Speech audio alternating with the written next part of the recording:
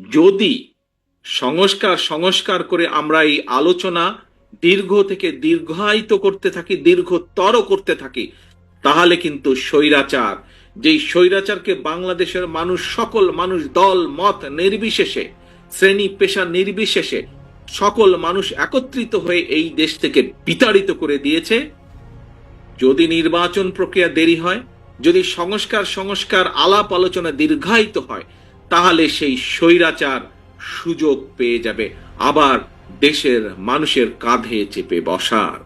কাজেই যে সকল বিজ্ঞ ব্যক্তিবর্গ, সমাজের বিজ্ঞ ব্যক্তিবর্গ, সম্মানিত ব্যক্তিবর্গ যারা সংস্কারের কথা বলছেন, আপনাদের সকলের কাছে রাজনৈতিক দলের অবস্থান থেকে আপনাদের কাছে আহ্বান জানিয়ে বলতে চাই, সংস্কার বক্তব্য রেখে দয়া করে এই আলাপ দীর্ঘায়িত করবেন না। কারণ আপনারা আলাপ যত দীর্ঘায়িত করবেন, দেশ তত বেশি সংকটের মুখে পড়বে।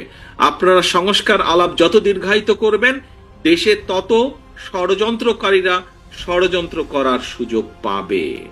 সংস্কারকে যত দ্রুত বাস্তবায়ন করা যাবে, দেশকে, দেশের মানুষকে তত দ্রুত আমরা বিপদ থেকে রক্ষা করতে পারবো। কাজে আসুন, এই সংস্কারকে বাস্তবায়ন করতে হলে উপায় একটাই।